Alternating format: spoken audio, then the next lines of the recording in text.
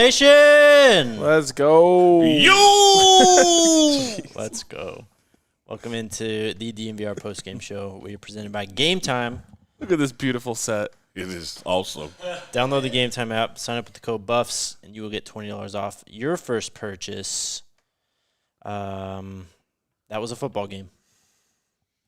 Frustrating one, man. Who was there for them? For who? The Buffs. That's who we talk about on this show. I mean, I don't know. They got to be there for themselves.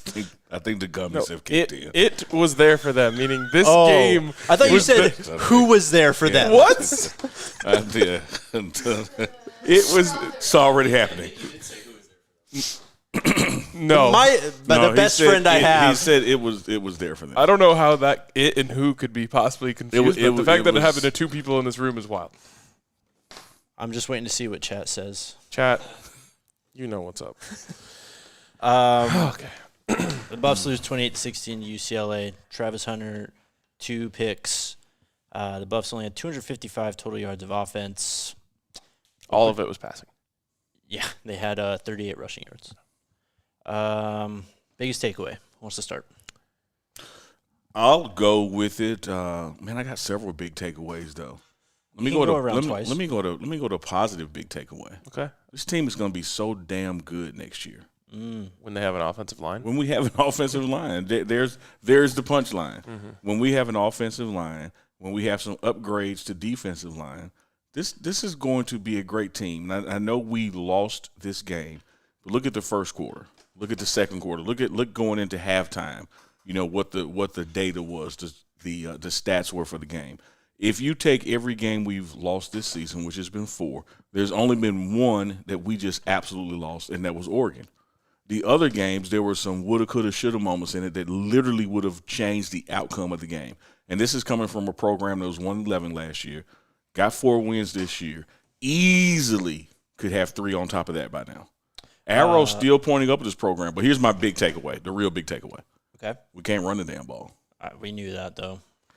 Okay, so that leads into my big takeaway, which is, and I do not want this to come off as a defense of Sean Lewis because I'll talk about him later. There's no play to call for not being able to block. Absolutely. And so that, like I said, we'll get to the play calling because I didn't think it was good either. But there's no run, there's no pass, there's no anything that you can call for not being able to block. And look, we knew that UCLA had a really good defensive front, and they flexed it on them. And there's so many times where you're thinking, oh, do this, do that, do the other thing. And when you just can't protect, you just can't win. And if you can't protect, you want to go quick. Okay, well, guess what? You know who knows that? UCLA knows you're trying to go quick, and they know that you aren't going to be able to go deep because you don't have the time to do it. And you know what? When Shedeur did get the time to go deep, he did it, and he connected, or they drew a defensive pass interference. But that was so few and far in between that they just weren't able to get anything done. They finally hit one to Zay. They're down there. They get to the 13-yard line, I think it was? Inside the 10. Yeah, okay, they're inside the 10-yard line. Well, 3 plays in a row, they can't block. And so it was so frustrating to watch that out there. And look,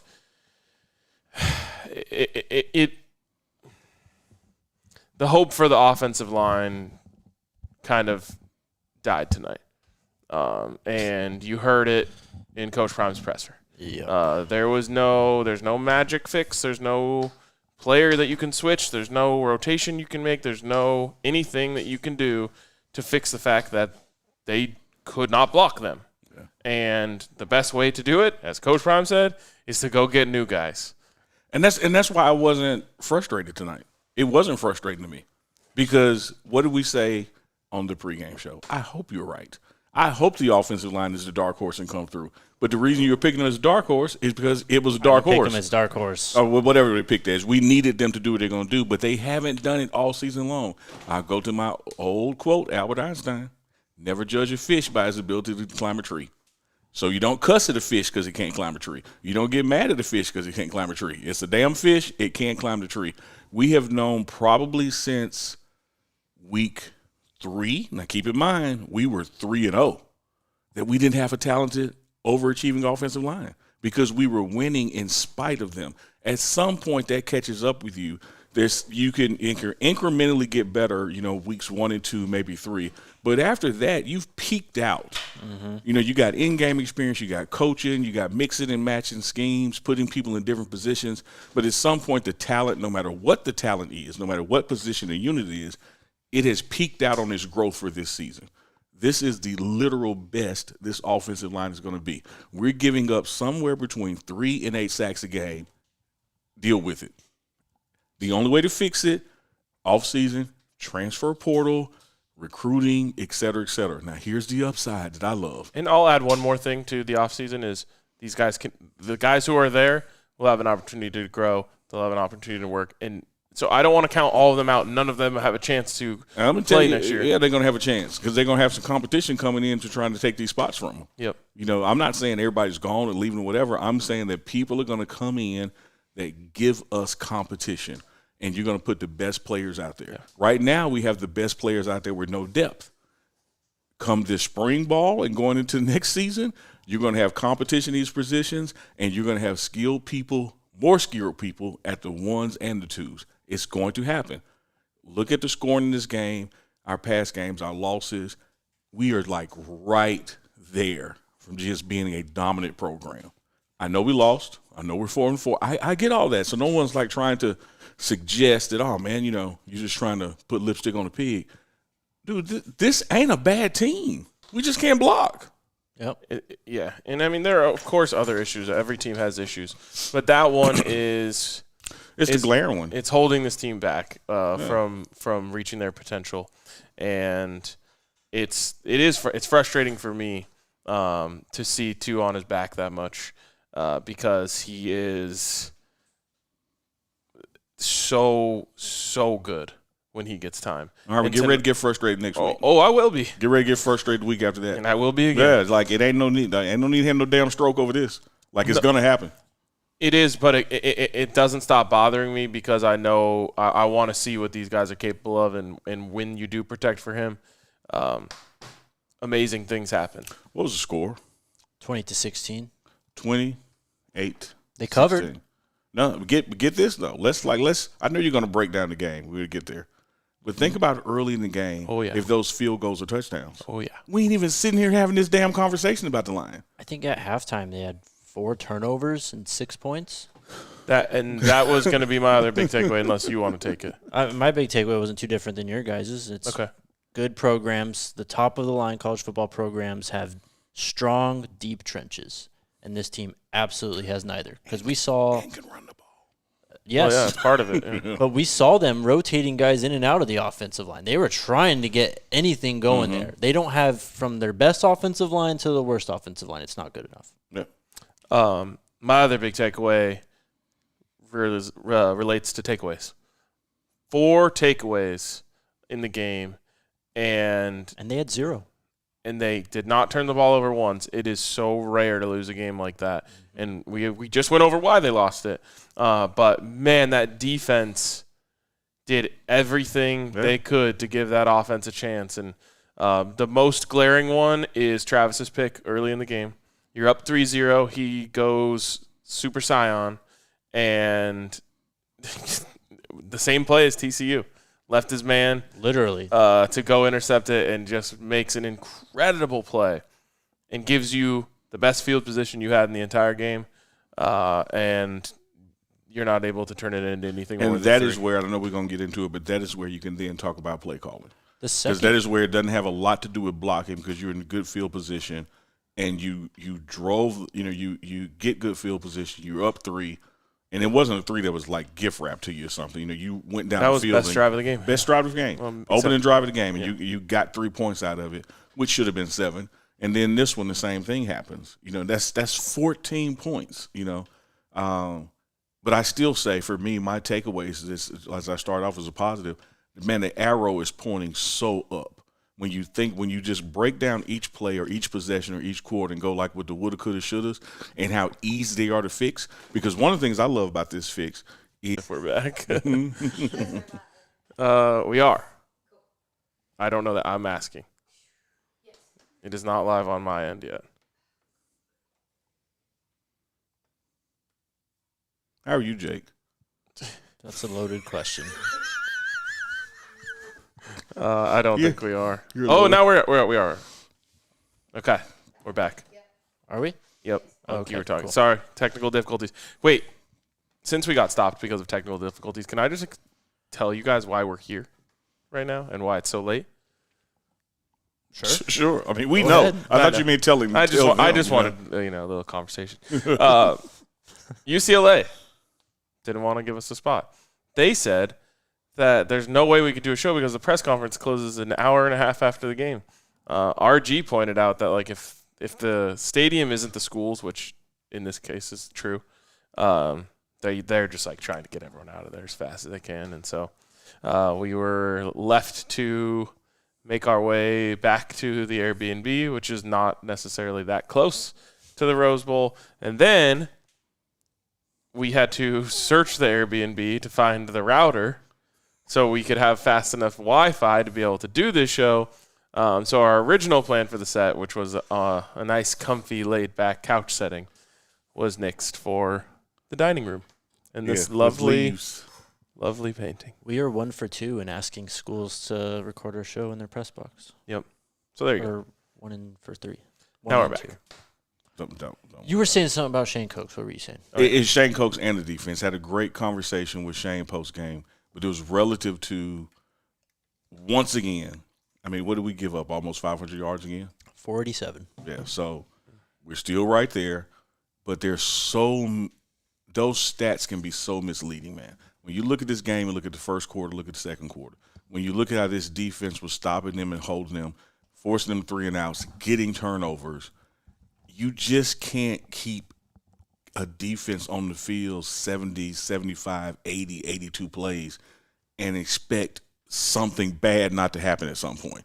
Give up a big play. I mean, you're winded, you're mentally fatigued, you're physically fatigued. You've been out there for 70 plays. The impact that the stagnation of the offense, poor play from the offensive line is actually putting more pressure on the defense in these games later on in the game. Yeah. There's one, if we're just being nitpicky, one time in the game where I was pretty disappointed in the defense, and that's the first drive right out of the half. Yep, 2 plays. It's very clear that UCLA went into their locker room and said, okay, this play worked and this play worked. Mm-hmm. The one was the whole shot. They got it right before the half, right before their fourth turnover of the half. And so they said, okay, let's go back to the whole shot. And then early in the game, he had the tight end wide open going down the middle, and he threw it over his head. And they said, okay, well, that one was open. We'll go right back to that one. Yep. Bang, bang, touchdown. Hats off to Chip Kelly, his staff, and some of our past opponents as well, because here's something they are doing great at that we're doing poorly at, and that's halftime adjustments. They clearly make adjustments that we don't make or that we don't anticipate doing, and they come out. I mean, you look what happened with Stanford in the second half. You look what happened with this team in the second half. It's a tale of two different halves for the other team. Yep. And that was one of the easiest halftime adjustments ever. It's just let's go run. When we come out, we're going to run the 2 plays that we know worked against the look they're giving us. Yeah. And what are the 2 plays we didn't turn it over on? Run those. Yeah. And it just, man, it took the wind out of the sails because – they went into half feeling really good and not feeling good, actually. They went into half feeling like it was right there for them because it was. They were. They were absolutely in the game. I think both teams went into halftime feeling really good because no one had just destroyed the other one. Yeah, no one. Really everybody had a mathematical chance. Yep. They missed a field goal. Doink went off the upright. It was anybody's game. I would say we clearly were the better-looking team in the first half. We clearly had some kind of momentum because of the defensive turnovers we created in that first drive for us to go down there in the opening drive and get 3 points out of that. Mata had missed, so you're thinking or feeling like we have the upper hand in this situation.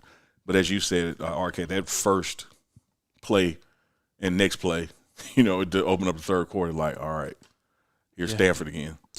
And, it happened so fast that it really hurt more. just because it was like, oh, like we've been making them work for everything, having opportunities. That was about 45 seconds off the clock. Oh, okay, all right. Well, now we're in a position where we have to go and get it, and chase it a little bit, and they were not. I mean, they were not in a position from an offensive line standpoint to do it. And Jake, were you the one who told me that they ran the ball. I want to get this right. I want to find the point in the fourth quarter. So that drive they scored the touchdown with Jimmy. This drive started at 6:30 in the fourth quarter, more than halfway through the fourth quarter. Syvion Wilkerson rushed for 8 yards. That was the first true running play, the running back being handed the football and running straight forward since the last play of the first half. And that's one of the spots, man, where, my dad, may rest in peace, told me, when two men agree on everything, only one man's doing the thinking. And so it's a damn good quote. Hey, man, rest in peace, Pops. That's where I disagree with Coach Prime on. I think that we do need to do more deliberate run plays. Now, he will say his pushback will be, we tried a run play, and it resulted in 2nd and 15. Yep, and that was and my response is, we've done other pass plays that result in 2nd and 15 or worse. Exactly, or worse, like taking the sack. So at some point, I think to keep the defense more honest, to get a running back some juice and a rhythm going, to get an offensive line a rhythm going, because I don't know if you know it out there, football people, pass protection and run blocking are two different things. And if you ask it's a different mentality. Almost any offensive lineman, they'll tell you they'd prefer to run block. They would prefer to run block, and after successful run blocking, they actually get better at pass blocking. Well, because it makes their job easier. Thank you. So going forward is just easier than going backwards. It is. So I just say, man, at some point, you guys, when we talk even off air and are texting each other, I don't care if it results in 3 and out, man. The way the impact it would have on the clock, the mentality that would put into the running back in the offensive line, man, give me 3 deliberate, not RPO, deliberate run plays in a row. And this is what I think frustrates me the most about Sean Lewis, because you go back and watch Kent State film, and they are trying to run the football. Yeah. They are, I don't want to say establish it, because, we know what the offense is based of. Sure. But they are trying to set the tone. They get downhill, like, even if it gets blown up, they kept going downhill. Yeah. This year, this game was crazy. Yeah. Yeah, and it's – you can debate it all day long, because I understand where Coach Prime is coming from, whereas, like, if I know the run isn't working, then I'd rather just take my chances with the ball in Tu's hands. Totally get it. And it wasn't working tonight. Yeah. The other side of it, though, is you got to give it a chance. And it's a tough thing to stomach from a play calling standpoint, because there is a chance that you're just burning a play. Yeah. But 0 runs in the second half when the game is in the balance, because I'll just say by the time they decided to finally run it again, was actually the time when they probably should have run it the least, because they needed 3 scores at that time. So 0 runs in the second half when the game is in the balance that's unacceptable. Yeah, man. Look, dude, I don't care how many Klay Thompson and Steph Curry hit. Basketball is always going to be, more times than not, more dominated by whoever is more successful closer to the basket. It's 10 feet off the floor. The closer you are to the rim, statistically, the better you're going to do. So when you got a 6'10" to 7'2" guy, give him the ball. I don't care how dominant your quarterback is, and we have a damn dominant quarterback. At some point, to be successful in football, you have to be able to run the ball because of the impact that it has on the clock, the impact that it has on keeping the defense honest. So no matter what you're scheming or thinking about, which I get it, because it's like you were just saying there, okay, this is not a point like me disagreeing with Coach Prime because he's wrong or him disagreeing with me because I'm wrong. It's just like both people are right. You always want the ball in your best person's hands, and the best person is Shedeur Sanders. And then he gives it to the other best person, is Travis Hunter. That's the optimum world. Yep. But at some point when you get up, like we were at Stanford, what a difference it makes in that Stanford game. I hate to look back if we were running the ball in the third quarter. They wouldn't have time to come back. That's why that is exactly the reason they lost that game.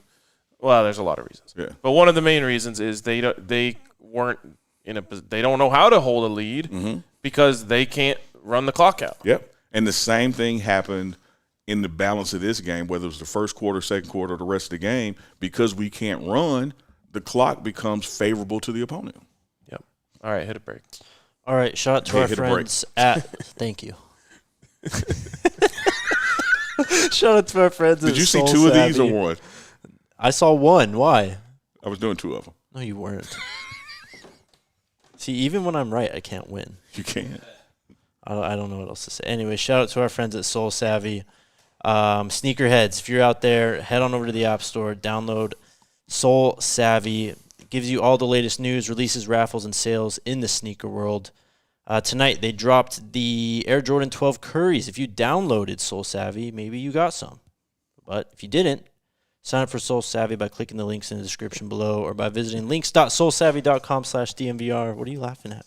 Don't worry about it. Or head over to the App Store and download the Drops by Soul Savvy app. I thought they were cherries yesterday. That's what I was laughing. When you told Coach Hart they were dropping the cherries today. They are the cherries. And then right now you said the curries. Is that what I said? Yes. You said the curries. Oh, my That's bad. what I giggled at because Cherries. RG mouthed it. It's fine. You're My fine. bad. I was struggling to find that one. Hero Bread. You love it. Hero bread.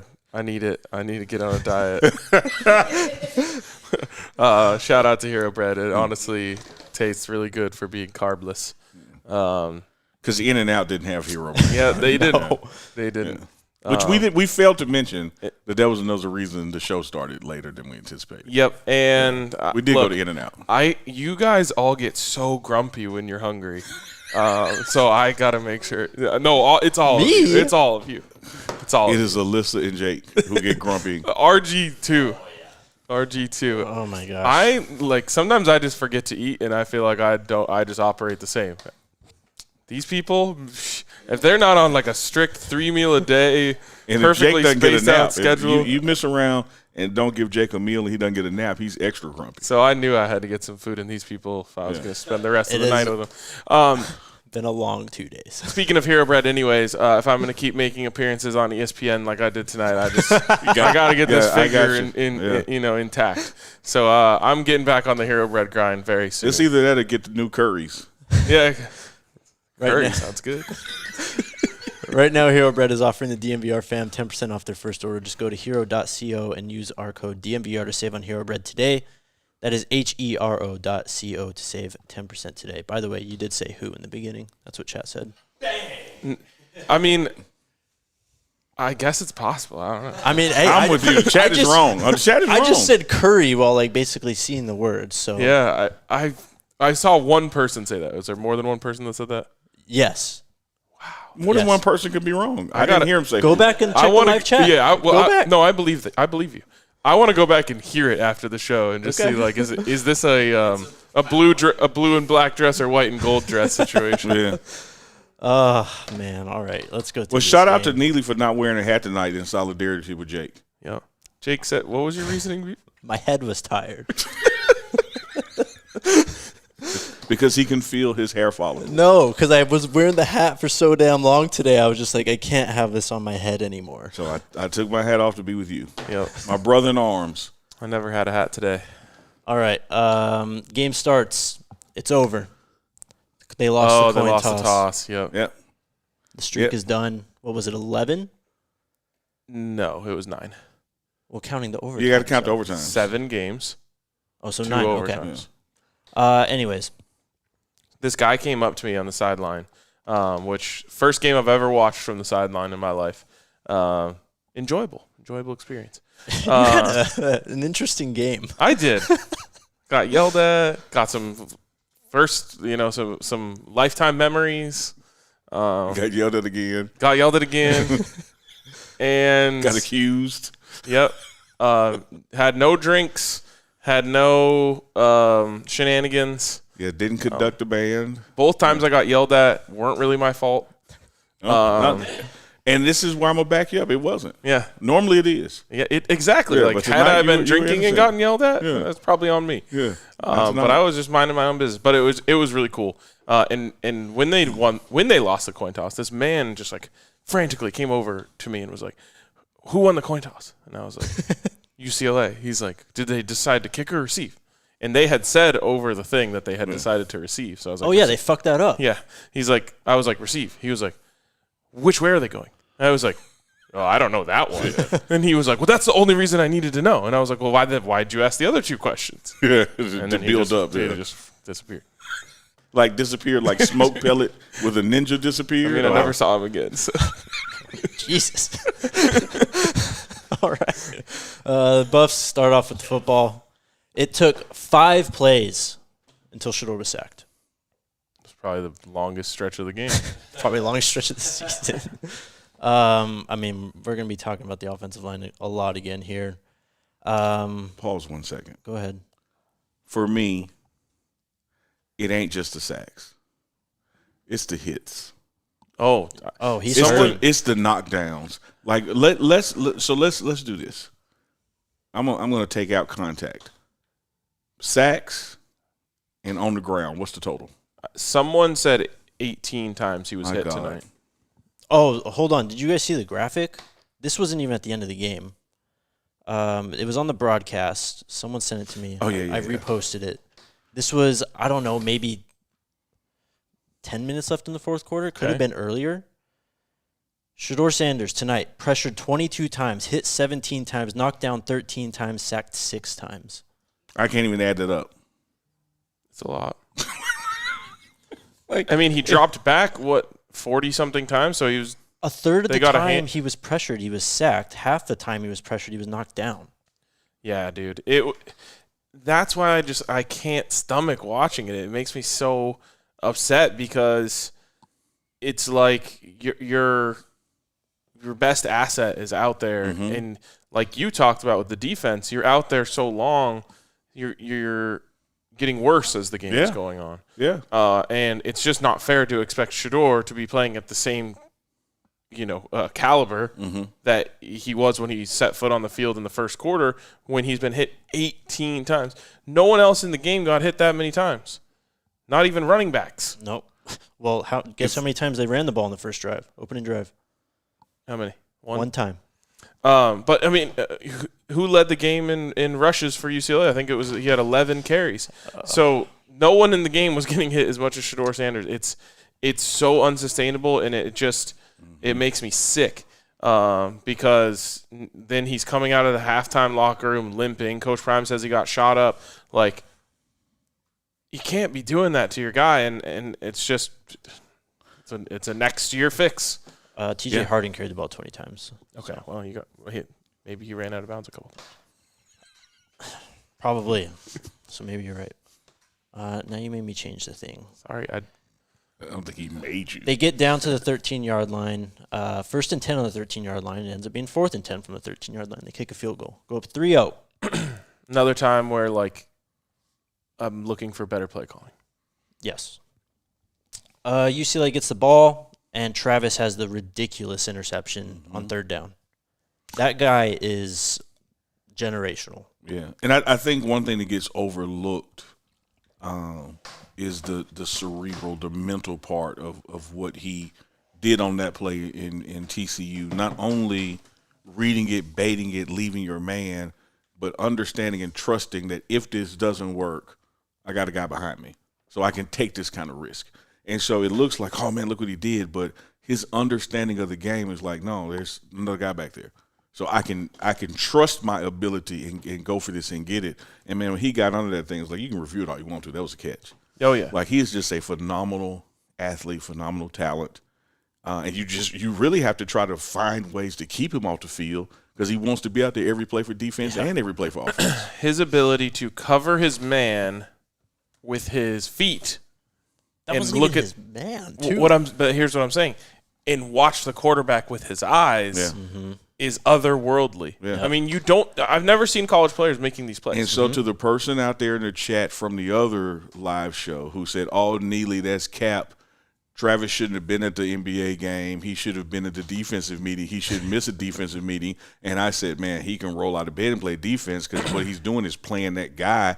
He's not in the huddle for the zone or the package. He's got his assignment. Oh, that's Cap. Nobody's that good. How many times you got to do it? Yep.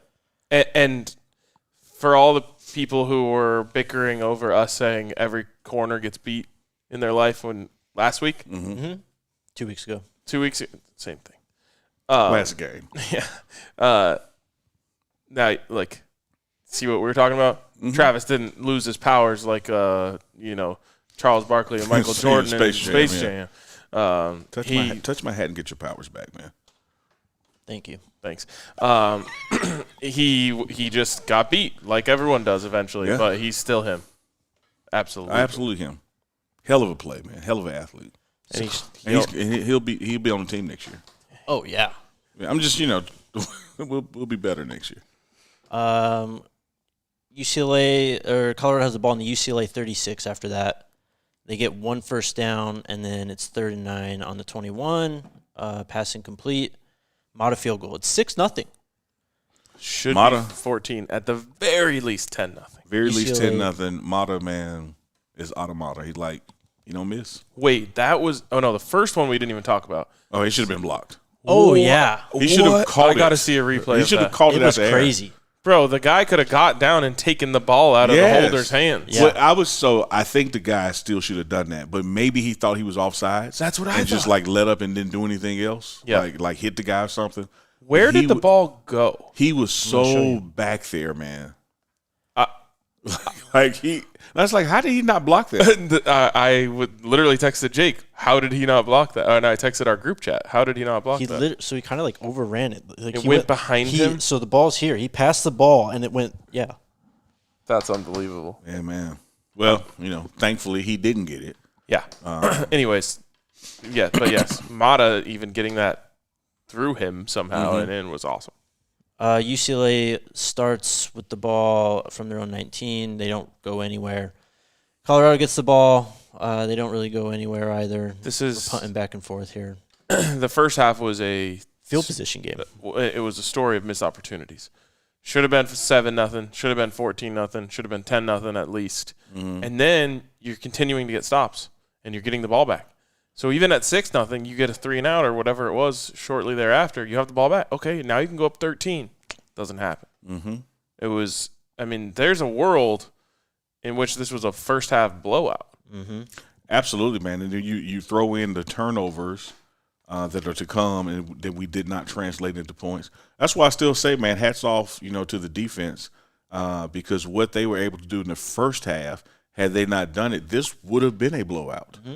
Like this would have been Oregon-esque, had they not been doing what they were doing, and they continue to do it even into the second half of the game.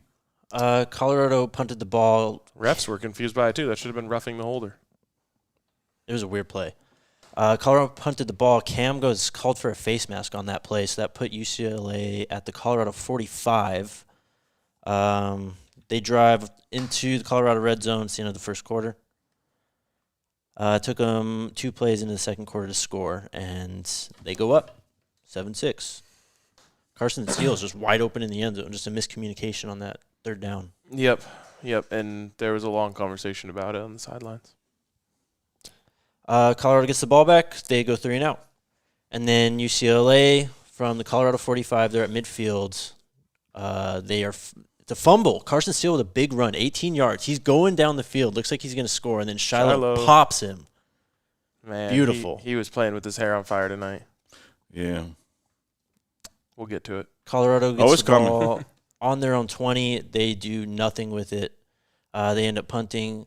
UCLA, their next drive, it's the second Travis pick. And it's another play again where he's covering the guy down low and covers the guy above him just because he's so instinctually good, but like athletically gifted. And just And just think, had he not gone to that damn Denver Nuggets game and went to the what's funny is that was UCLA's coaching staff overthinking it. Oh yeah, because Colin Schlee came into the game. Because they're like, oh, we're gonna give Schlee a series here. We're gonna do some QB run. So they run it with him on first down. They get a first down. Yep, run it. He runs it well. Then they're like, now watch this. They're gonna think that we're gonna run it again. We're gonna have him throw, and then he didn't know his personnel, and he threw it to Travis Hunter. Don't throw the 12 side. Well, guess what? It doesn't matter. Colorado goes 3 and out. UCLA gets the ball back. They go on a long drive. And that 3 and outs were any of those sacks? Yes, the second one. Dylan Edwards rush, loss of 2 yards. Shador Sanders sacked for a loss of 4. Shador Sanders pass to Zay Weaver for 11 yards on 3rd and 16. Oh yeah, Zay almost got out of that one. Yep. But Missed like I said, yep, missed opportunities. But I mean that's an offensive line drive. Yep. Backwards. You have to get it out quick. It's not. You don't have enough time to get it 17 yards on the field. UCLA starts to take control here. They drive from their own 20 all the way down to the Colorado 6-yard line, and the field goal is doinked. Literal gift right in your hands. 137 left in the half. Shador Sanders, first play sacked, incomplete. Dylan Edwards, rush, gain of 3, punt. UCLA goes 3 and out. Colorado goes, they just run the ball twice with Hankerson, and those were the last runs until the 6-minute mark. There was another fumble in there. Did you say that? Oh, yeah, right at the end of the half. So it was UCLA's last possession. Cam hits him, and it's recovered by Roderick Ward. Yeah. So, I mean, just bailout after opportunity after opportunity after gift after gift. And that was like about, on the 3-yard line? Like they were about to score a touchdown. They were on the 16, yeah. Well, it was a 10-yard rush. He was running again. Yeah, they were in there. Yeah. When that fumble happened. He got benched. He wasn't on the field a lot for halftime. Anyways, halftime, RK makes an appearance on ESPN. My phone was going nuts. Neely put me in position to record his halftime interview with Coach Prime. It was good stuff too. Hey, well, next man up. Shout out to Alexis, who couldn't make the trip. Shout out to Darius, who usually fills in for Alexis for the halftime interview. He had something else he had to film. So I looked up and down the bench, saw RK. Next. And I said, hey, man, like, here, we got to roll, man. And ESPN bound, there he is. What do you think the shot was? Oh, the shot was good. Let me show you one zoom in, man. You hadn't seen this one. Watch this shot. I did forget one thing. Shiloh targeting call. That was in the first half? Oh, yeah, that's actually true. Yeah. Look at his glasses. Hey, nice. Yeah, nice. It was such bullshit. I mean, dude hit him just like basically the fumble that he forced almost. Yeah. I really want to go back and watch like a wide shot of it, because my conspiracy mind is telling me this happened, but I can't say that it did. Did the ref throw the flag when the hit happened, or after Shiloh did the muscle pose? No, he threw it before. Okay, it was under his feet. Shiloh didn't see it obviously because he was flexing right over. Yeah. But it wasn't targeting. And I just knew. So look, let me give you this. Let me give you this that you guys did not hear. Maybe it was on the broadcast because we're not watching the broadcast during the game. The other officials were watching the replay. They were chatting with Coach Prime in our bench, and they said, oh, that's going to be overturned. Like, that's not targeting. And just as they got finished saying it, the guy announced it's confirmed it's targeting. Here's the thing. It is in no way a violation of the spirit of the rule. So you can nitpick this, that, or the other. His helmet kind of hit his face mask. The rule of targeting was to take out players weaponizing their helmet on defenseless receivers or anyone. And it was a shoulder hit. That is the most by the book, just a big hit and getting your head out of it. His head is off to the side. He leads with his shoulder. Their helmets touch. Yeah, it happens. Yeah. Yeah. And the refs call it almost every time sometimes. But that is not what we were. I know. Wait. They call it every time sometimes? That's like Sex Panther cologne. No, because it happens all the time in college football. No, you're right. Yeah. No, but But then we've been the victims of it before this season. Like targeting is just not called, and it's just like, all right, I guess.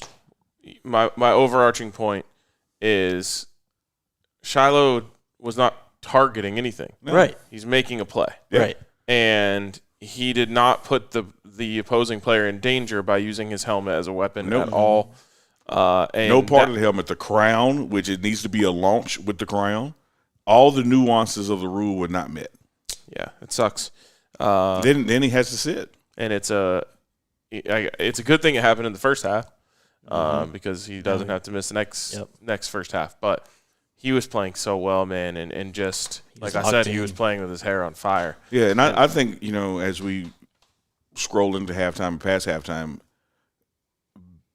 just as much as his play, he literally is the leader on defense in the communicating and getting people where they are, the energy of the defense, and having him sit in that second half was also problematic for the defense, on top of how much they were backed out there on the field too.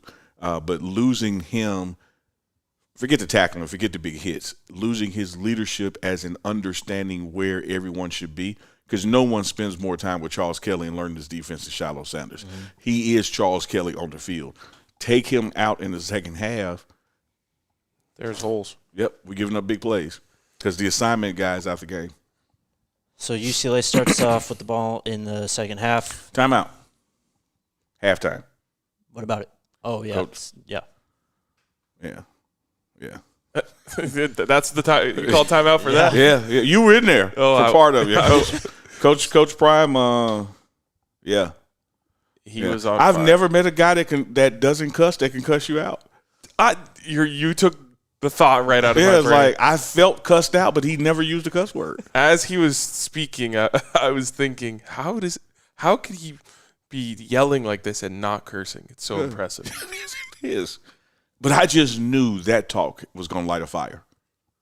Yeah, because he called out the coaches, like, coaches, coach. We make some adjustments. Mm-hmm. And, like, even when I was about to quote him, I was about to say some damn adjustments. I know. And he didn't say damn. He didn't even say darn. But it's like he was in rare form. Only person who can curse you out without cursing. That's good. Yeah, that's him, man. So I really thought leaving halftime we were going to do the darn thing, no more bull junk, and then you're about to tell us what happened.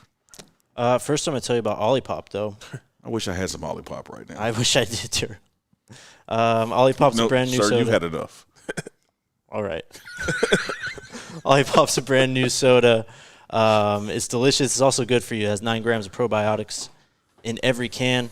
It can help you with your digestive issues. Tons of flavors, though, man. Vintage cola, root beer, orange squeeze, classic grape, strawberry vanilla, cream soda, and cherry cola. Even Dr. Goodwin. That's like their Dr. Pepper. Use the code DMVR20 for 20% off your next Olipop order on drinkolipop.com. Olipop can also be found in over 22,000 stores across the country, including King Soopers, Safeway, Walmart, Target, Whole Foods, and Sprouts. And then also shout out to Game Time. It didn't look sold out right away, but then it filled up for their, I guess, allotted tickets. Yeah. CU fans were considerably louder than UCLA fans. Mm-hmm. It felt like a home game over there, man. Yep. Yeah. Yep. So shout out to all the CU fans who made the trip, everyone who shouted us out from, their seats. You guys make me feel really cool when I'm wearing like the media vest, which is decidedly uncool. One thing I appreciate about the media vest, I'm sorry, I'll be a little more specific. RK's media vest today. We did not get to publish this segment because I didn't have the Wi-Fi code at the time, but you and I did a pregame thing. Uh-huh. And before we did the pregame thing, I've never seen a Velcro vest whoop a man's ass. You couldn't get it off, man. You didn't know if you wanted to pull it over your head or unfasten it. Yeah. RG, back me up. Back me up, RG. Did this not happen? Like, he's zoned out over there. Yeah. Like you, that vest, you couldn't get out of it. No, whatever. Media vest 1, RK0. Anyways, that thing's super uncool. But then people, when I'm walking around wearing that, and then people are like, RK, it makes it cooler. It does. Anyways, download the Game Time app, create an account, use the code BUFFS, BUFFS. You get $20 off your first purchase. Terms apply. Again, create an account, redeem code BUFFS for $20 off. Download Game Time today. Last minute tickets, lowest price guaranteed. Shout out to RG for paying attention during the show, too. Yeah, he's locked in. First drive of the second half. 2 plays, a 49-yard pass and a 26-yard touchdown pass. UCLA goes up 14-6, just like that. What's the time off the clock? 20-some seconds. 35 seconds. Yeah. That's with the kickoff. Yeah. It was literally the blink of an eye. Yeah. It's like, is this happening? Yeah, and it just didn't feel good because you knew what was happening on the other side of the ball, even when they were getting good opportunities. Can you guess what happened on their next drive? Colorado. 3 and drive. out. Yep, 3 and out. UCLA gets the ball back. They drive down to the Colorado 40. They end up punting. And then the Buffs get the ball back on their own 20. They actually have a decent drive here. They get down to the UCLA 16. They went backwards because Shador scrambled for a gain of 1 on first and goal from the 9. Then he was sacked for a loss of 8. Yeah. I mean, this whole next thing that you're going to read is all the same stuff.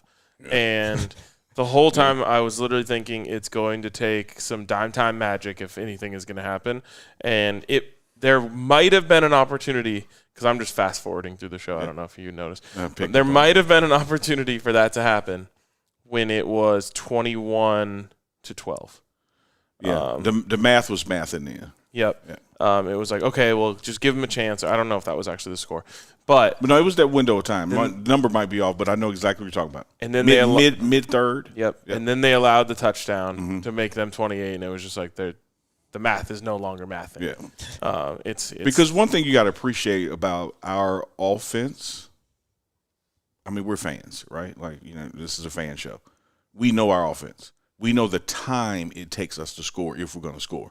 So there comes this window that, other than dime time going in, dime time mode, like he did to prevent some overtimes or win overtimes, we have a methodical drive, and it's 4 to 6 minutes. And so once somebody goes up like 2 scores and you look at the time, it's like, it's going to be hard to do that and rely on the defense to also stop them again too. Yeah, it's like they're down 3 scores with 7 minutes. Yeah, like, okay. UCLA gets the ball back. How's your hair feel? You good? My head feels nice. Okay. You can skip all the way to the touchdown drive. To the fourth quarter?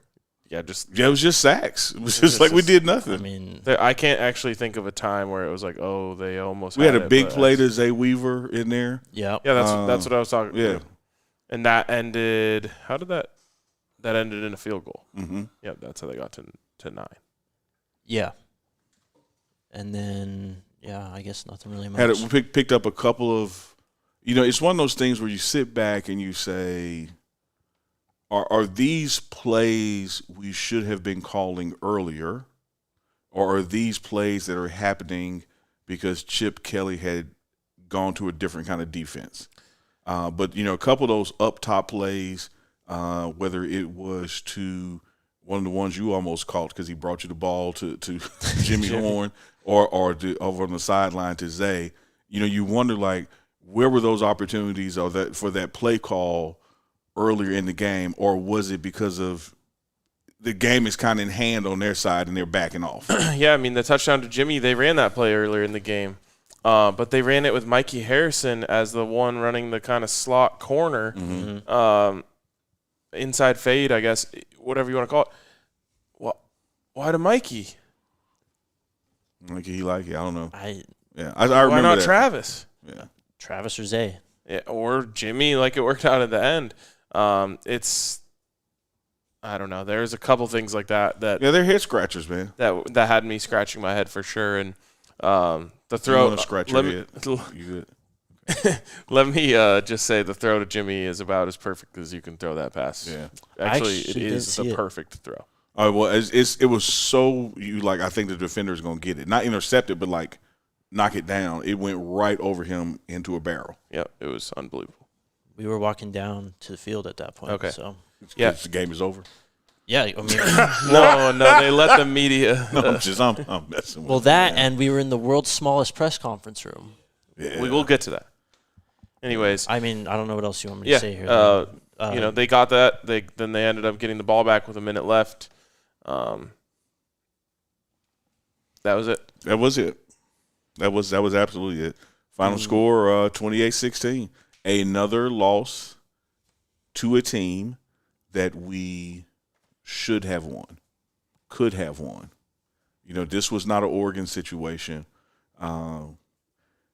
Here's what kind of bothers you as you watch the rest of the Pac-12 cannibalize itself. When you see people that we could have beat people we didn't beat or did beat, it's like, damn.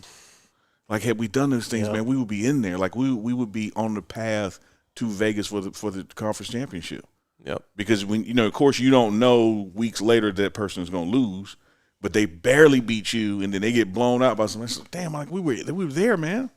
Yep. We just didn't have no business. So there were 11 true running back carries in this game. That was weird. I know. Alton McCaskill was the leading rusher in this game with 2 attempts. Yeah, at the 14 very yards. end. At the very end. Mm-hmm.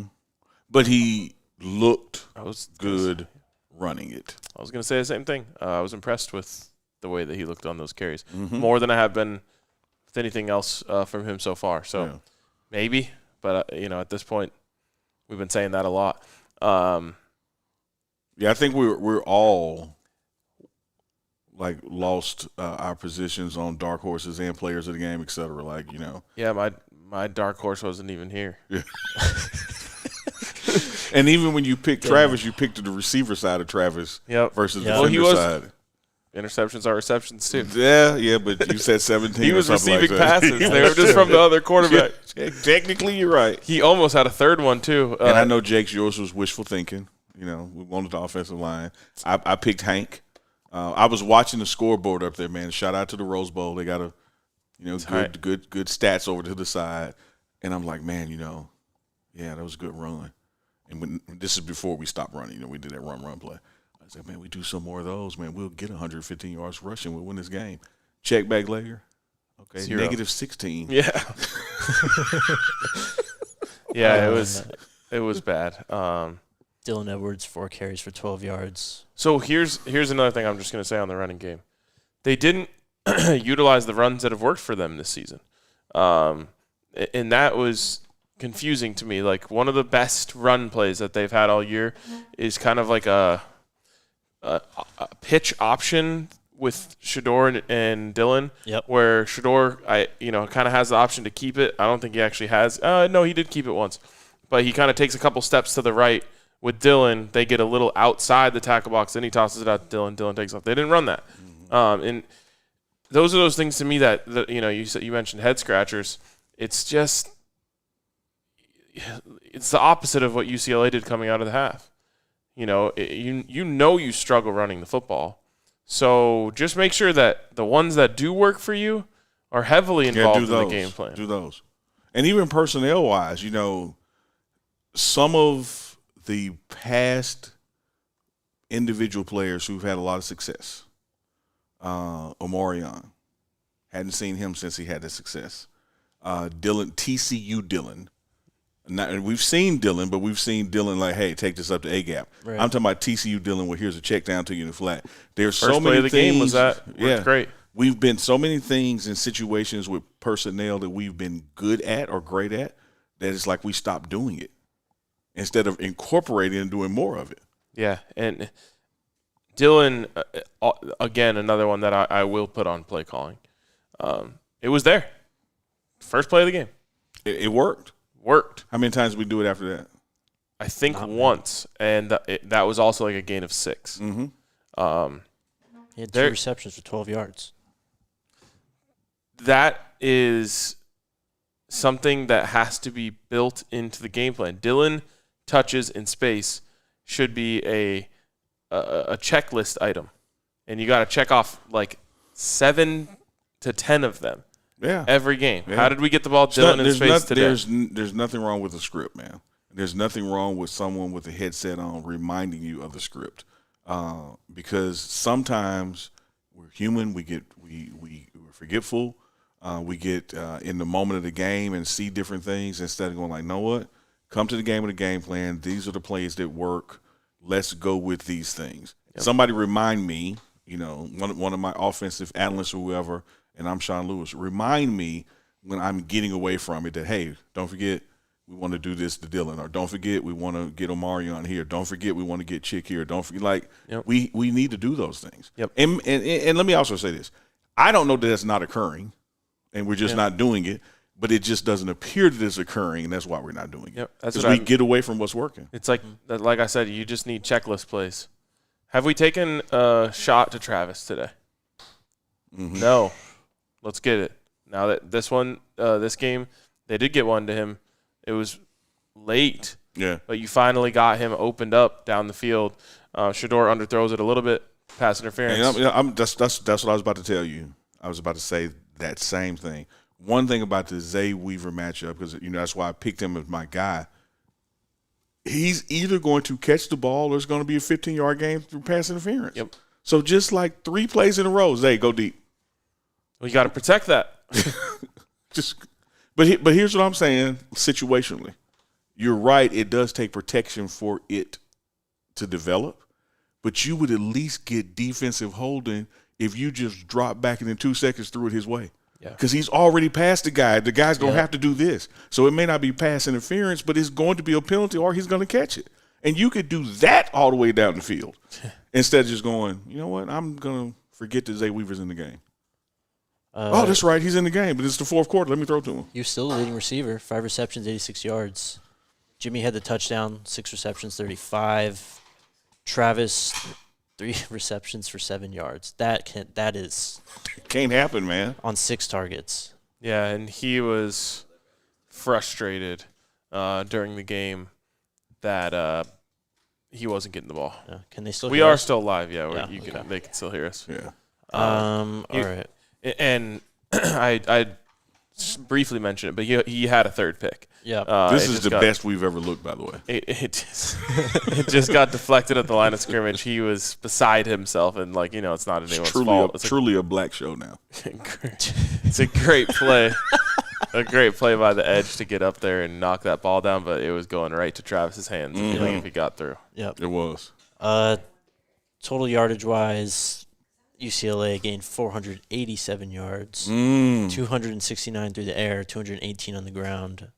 Colorado actually won the penalty battle. They only had 7 for 60. UCLA had 9 for 85. Yeah, we did have a clean game. Colorado on third down, 4 for 14. Just think now, that's counting that bullshit targeting. Yep. I know. I was excited that they just called it targeting. That was the only call because I was like, oh, they're going to pull it back, and the entire flag will go away. Yeah. Colorado 4 for 14 on third down. UCLA 7 for 13. Colorado obviously won the turnover battle 4-0. Shador sacked 7 times. The Buffs got to Garbers 3 times. They had 5 tackles for a loss. UCLA had 10 though. Yep. Their front was just better. RG is up, by the way, and participating. What? Yeah. I don't know what a napkin does, but it's Who knows? yeah. They're geniuses. I know that. That's really it. Yep. That's really it. Yeah. So we're at home next week at night. 8 o'clock. Yeah. It's gonna be probably. It got chilly out there tonight, man. It may not ever rain in Southern California, but damn, it got cold. It did. I had to go to the hoodie. Yeah, I went in. I was in the polo, and I went and got the long sleeves. Like, this is cold. Shout out to Circa. The Broncos crew are taking the road trip to Vegas for the season finale against the Raiders. We've got a package. You can head on over to thednvr.com events, right? Yep. Mm-hmm. Go down there. Hit the drop down. Hit the drop down on the top of the page or on the side. Drop down to get your eagle on, Jake. You can get 20% off a 2-night stay at Circa Resort, 2 tickets to Winter Swim, 2 passes to Stadium Swim, access to our tailgate, 1 year of Die Hard membership, and come hang out with the crew, man. Final game. Final game. Broncos, Raiders in Vegas. When the Broncos Circa. will mercifully Like, I'm trying to find the no in this. No, there's no. There's no in this. Like, what are y'all waiting on? Yep. Can I tell you guys? Oh, wait, do you have one more? Yes. Go ahead. Shout out to Breckenridge Brewery. They've been doing it for 33 years. It comes down to our love and passion for making good beer. Try some of our favorites: Mountain Beach Sour, Strawberry Sky, Fun Singer, Mile High City Golden Ale, and the Avalanche Amber.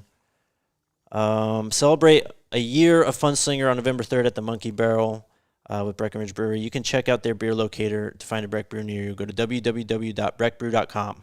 It reminds me of those little toys when you had when you were a kid, the monkeys that you like string them together. Oh, yeah, they hook it together. Yeah. Yeah. Yeah, exactly. Monkeys in the barrel, that's and it. He said the monkey barrel. Fun fact. Give it to us. When this show ends, we are going to the airport. Yeah. It has been ridiculous and 2 we days. might get a nap at the airport. We might not. We might not. Our flight is so early. We're hoping that helps us with the weather in Denver. I don't think your fingers crossed. I think you just put them together. That? All right, I take that. We're hoping that allows us to get back to Denver safely because it is snowing and it doesn't sound like it's stopping anytime soon. No, man, they're like earlier today during the game, someone told me, hey, it's snowing back in Boulder and expecting a foot. Yeah, that's wild. That's not normal. I have a ticket to the Broncos game tomorrow. Yeah, he's going to the Broncos game. He's just like punishing himself. Are you into that? You wearing a hat? First things is first. just- Are you into punishing yourself? With my football selections, apparently so. Yeah. Then second question, are you wearing a hat? No, You should wear a All right, beanie, bro. Yeah. I will. Yeah. Oh, I'm going to be bundled the fuck up. Yeah, just whatever. Just put your whole closet on. There's no, Layer up, man. yeah. Yeah. It's You going to listen? What? To the game? No. Okay. so yeah, good luck with that. But we've been on one hell of a schedule the last few days. I'm so tired. Yeah, We it was a could tell. 5:30 flight coming here, and 5:30 flight back. yeah, so we're on fumes, man. Yeah, we are. But if we hadn't admitted it, the people would know it. But the sushi that we had last night, We had great sushi. amazing. Alyssa, what was that place? Sugarfish. Sugar, yeah, great. It was Great. so good. Fire. The eel was a little eely, but I think start with that. Uncle Ely. Yeah, they should have run that one out first because but hell, I didn't know enough of the names to reorder. It was so good. All right, Jake, where are we going now? Super chats. Really? We're in segment 4? Yeah, I just did the last ad break. Oh, wow. You sure? Yes. All right. I mean, I don't know. Let's do it. Done talking about the game. You haven't asked me anything about where to get tickets. Oh, now you're making me doubt myself, bro.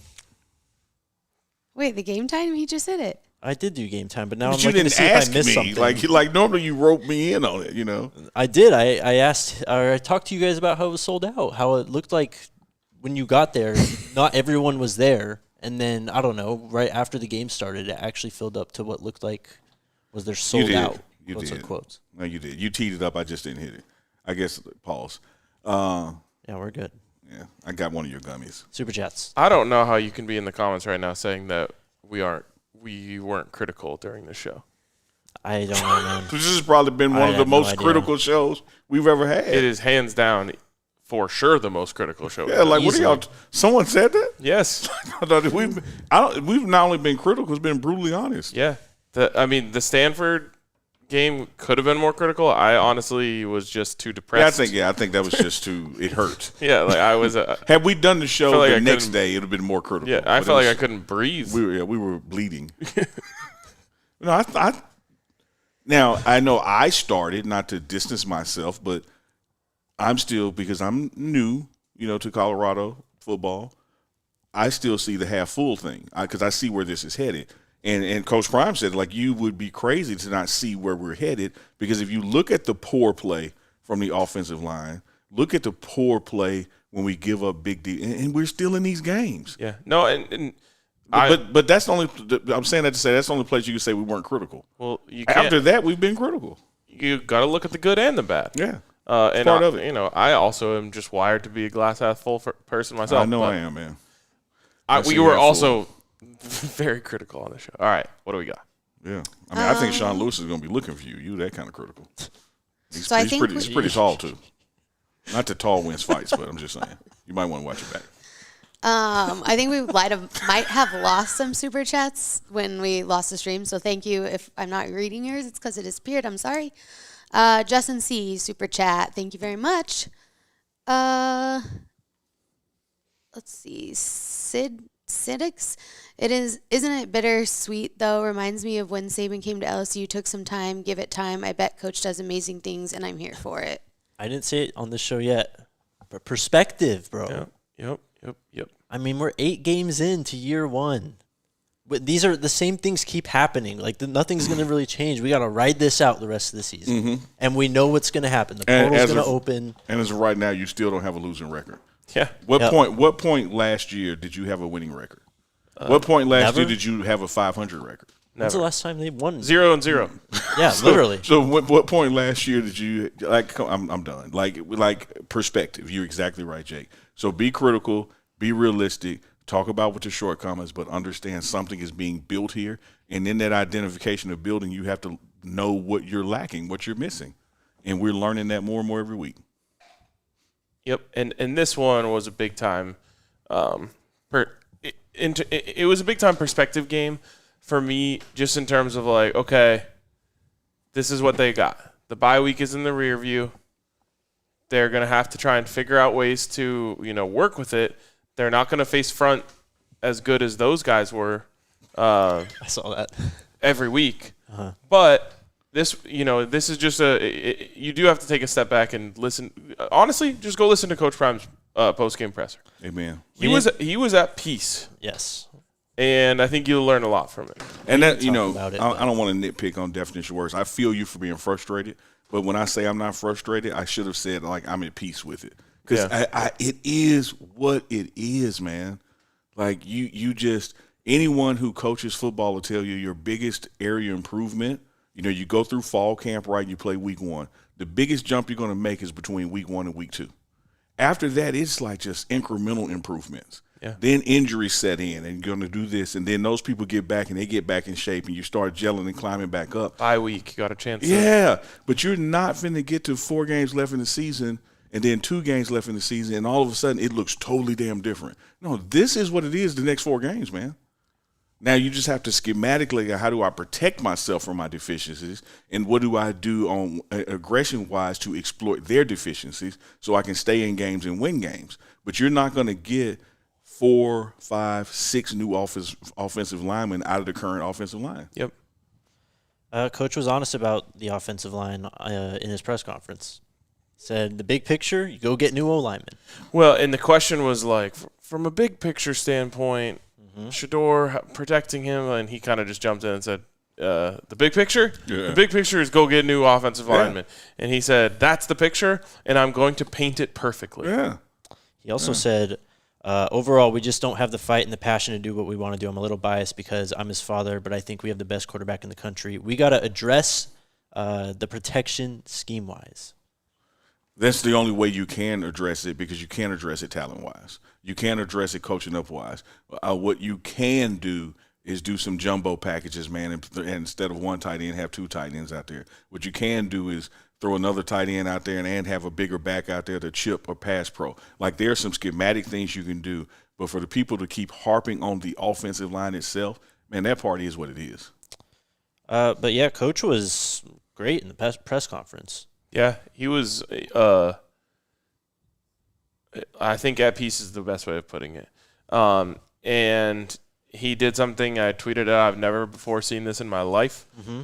Every coach I've ever covered in any sport, when they lose a football game, wants to get out of there as fast as they can. They sit down. What do you got? Bang, bang, bang. All right, have a nice night. Yep. Curtis gave the classic 2 more questions, and then Coach Prime said, no, let me go. And he gave every person in that room, which was way too many people for the size of that room, I got to ask a question. An opportunity to ask a question. And that is one of the many, many things that makes him different. I don't even know if we ever talked about the fact that he took time after coming back from the bye week when he came into the press room to ask everyone, what did you guys do during your bye week? He's just so different than every other coach. And tonight was was a rare one, and I'm sure that it doesn't mean quite as much to the people at home because it's just a little different. That I'm sure they don't care whether or not people in the press room get their questions in or not, and they shouldn't. But they should, because the questions lead to answers, and everybody needs his answers. Everybody wants his answers, and his answers are what give you the direction of his program. Yep. So the fact that he did that, kudos to you for recognizing it, is why people get more damn information, because he's getting more questions. Even the silly questions, we get some of the best pushbacks from him when they ask crap. So keep the crap coming. You got to watch it. It's a must watch for sure. He ended it with, it's on our channel. "Let's wake up and smile tomorrow. Go bless someone." All right. Yep. Well, the thing is, we're already not obeying him. Yeah. Because to wake up, You got to go to you bed. must go to sleep. Yeah. Okay. Brian C says, super chat says, "RK, do you know if Lewis will get this offense right? Jake, aka Jakey, always appreciate your breakdowns. And wait. please suggest running more against oppositions when we should to Prime." Second thing first. I'm not falling on the sword here, because I'm not saying I did it. Oh, you did. But if I did, I did not mean for Jakey to become a thing. Yep. But if it does become a thing, Jakey, I'm going to embrace it and run with it. Only if dime time becomes a thing too. Just kidding. It's already a thing. Just stop talking about it and it won't become a thing. I didn't mean to encourage people to call you Jakey. I prefer Willie. Because off air I call you Jakey Poo, and I don't want Jakey Poo to become a thing either. Oh man. Oh man. But I do encourage running the ball. It's generally looked like when you do that in football, I have encouraged it. He said, good things. and his first one was, "Do I know if Sean Lewis will get this offense right?" I don't know. No, I don't know. It's not right now. I can be critical of Sean Lewis and feel like he missed opportunities, while also understanding that you're so handcuffed. Right. You can't block. Yeah. I mean, It's he's in a it's- tough spot. You talk about Shador being in a tough spot, being knocked down. Check mark. Amen. Dean. Sean Lewis is in a tough spot. Yeah, he people really are on is. his ass. We can be on his. People, say what they want to say. Pause. But the fact is, schematically, you are limited to what you can do based on the amount of time that the quarterback is given from the line. A time allotment that varies. It would be one thing if these guys only block for 1 second all the time. But sometimes they block for 6 seconds, sometimes 3, sometimes 0. It's like, so which line do you get for this particular play? Yeah. And just because a play ain't working doesn't mean it's the offensive coordinator's fault. And Shador said something in his press conference which was worse from the room standpoint than Coach Prime's, because people kept opening the fucking door. And Shador almost lost his mind. So good on him for keeping his poise in that moment as well. But he also was like, "Oh, can we close the door? What's going on here?" He said something about his frustrations that most people probably haven't heard before, which is he needs time to gather information of what's working down the field. There were so many plays where it is snap, look, And somebody's in his face. there he's on the ground. Yeah. Yeah. I mean, he's not even getting an opportunity to see what the safeties are doing before he's trying to run for his life. Yep. It's ridiculous. And a testament, when we kind of touched on it earlier, you did. Not only when that happens, he knows that, that may not happen the next play. And he stands there and takes it. And when it doesn't happen, he finds Jimmy Horn for a touchdown. When it doesn't happen, he finds Zay Weaver for a pass interference or a big play. And then 2 plays later, somebody's in his face and his grill again. But he is the same QB every snap. When, like I said before, man, and I think Prime, stole my remarks tonight. Shout out for Coach Prime. But I've said weeks ago on this program, to me, he is the most NFL-ready quarterback in college, and here's why. Yep. When you draft a quarterback and you draft him in the first round, your team sucks. That's why you're picking high in the first round, because your team sucks. You see a guy who can handle getting knocked on his ass and still lead the league in passing yards, in touchdown, in completion percentage. A lot of these guys get drafted early because they are in these programs that have everything. And then when they get there to the Giants, they can't get it done. Man, Shadour's ready. He is a baller. Yep. I've talked about that too. It's Dog. the most impressive. What he's doing with this offensive line is the most impressive quarterback job in college football. Now it's not going to result in the Heisman because they have 4 losses. Yeah, you got to win. We haven't been winning. Maybe it results in some other quarterback award, but truly, he is making something out of nothing a lot. Shout out to the offensive lineman who will be coming here next year, and congratulations on going to the NFL because you're going to play for this quarterback for one damn season. He's going to be Heisman contender, Heisman winner, and you're going to be the juxtaposition because they're going to say, man, look what that guy did when he came to block versus the team last year. So if I'm an offensive lineman sitting home, come to Colorado, man, because the needle is pointing up. Look who you'll be blocking for. Yep. If I'm a one-and-done guy, like with that kind of experience, man, if you got to play one season blocking for one quarterback in one system, man, Boulder, Colorado's the place. Yep. I'll just say one thing before I move on. That's why I'm the most excited about next year. And, for me, it's so easy to look at a different perspective and see where we're going to be maybe this time next year. This guy's coming back, and he's going to get some dogs in front of him to protect him. Yep. Trust that. Yes. Okay, Miss TN said, I'm too sad to form a coherent thought. Blessings. We understand. Jake is too tired to – well, it's not tired, but it's too something. Lauren Super Chat says, Pac-12 officiating is horrible. Is Big 12 better? I haven't been watching Big 12 football. Yes, the review of the targeting, but, that's someone from office making that call. Still officiating horrible.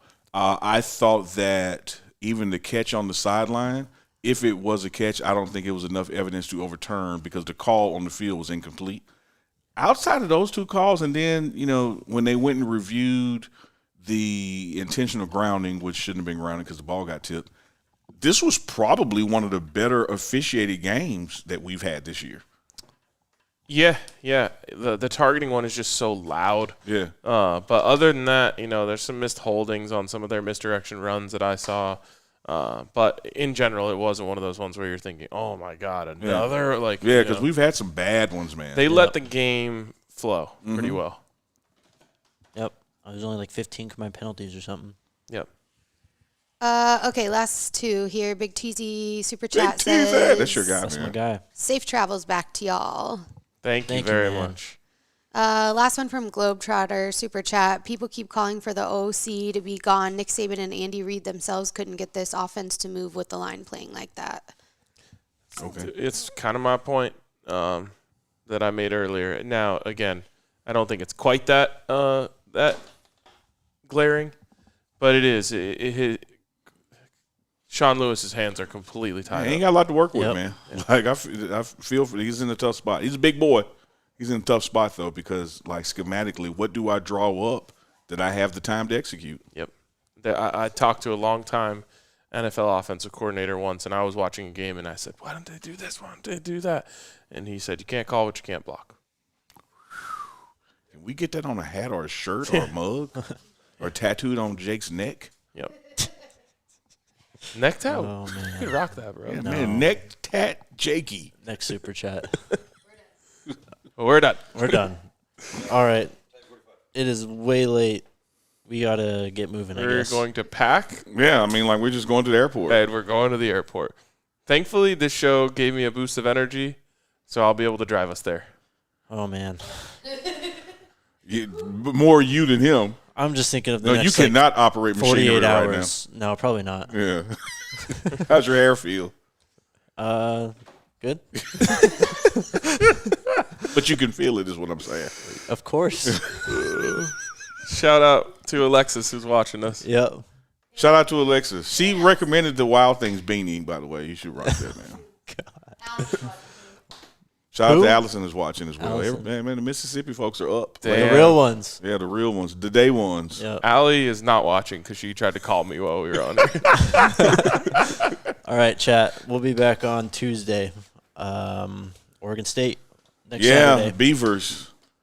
They lost tonight. They did They lose. did. They're We'll see. wounded Beavers. But we lost tonight. We also lost tonight. And Yep. there's nothing, we need this win because there's nothing like licking a beaver. Let's go, All boys. right, Jesus.